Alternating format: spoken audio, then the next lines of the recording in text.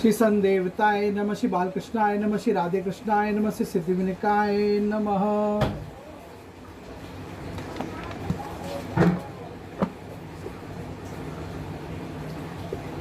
महायोग माया बसाई, राधु और दर्शन ललचाई, राजहंस खंजन मद गंजन, रूप मनोरम जन मनोरंजन। उसी समय महायोग माया के वश में होकर राधा जी भी श्री कन्हैया के दर्शनों के लिए ललचाती आ गई। उनका स्वरूप राजहंस और खंजन के अभिमान को दूर करने वाला था तथा भक्तों के मन को प्रसन्न करने वाला एवं अत्यंत मनोरम था। कोटि शरद रस बदन दूती, नैनन पद्मनवार, सुगर बिरोनिन अंजननी, जिन छवि श्रृंगार। करोड़ों शरद ऋतु के चंद्रमा के समान उनके मुख की चमक थी। उनके नेत्रों पर कमल न्यौछावर किए जा सकते थे, जिनमें की सुंदर वर्णियों थी और अंजन से उनका सुंदर श्रृंगार किया हुआ था।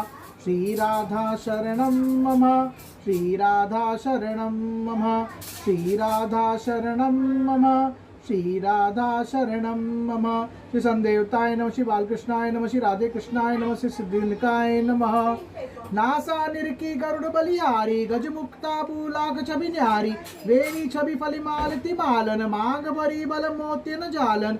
उनकी नाक की देखकर गरुड़ बलिहारी जाता था और उनकी गजमुक्ता की बुलाक बड़ी सुंदर थी। वेणी की सुंदरता चमेली की मालाओं से बढ़ गई थी और उनकी मांग मोतियों में भरी अच्छी लगती थी।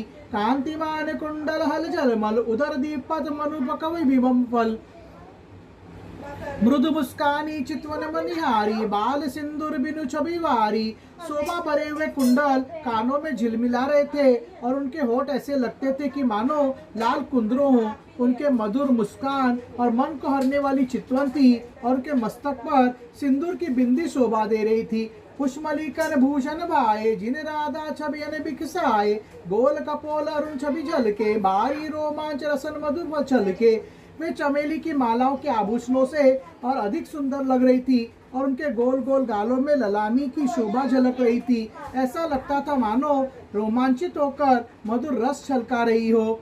मणिरत्नंद सार गरहारन, बक्ष स्थल शोभन विस्तारन, गोलाहार उदर छवि छावे, त्रिलिबन जिन मन लोट लुभावे।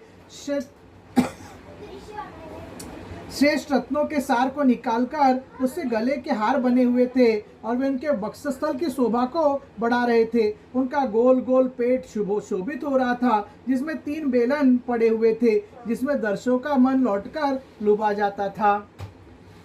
आपको बनाने का है ना, बेलन बोलते हैं उसको, बेलन बेलन।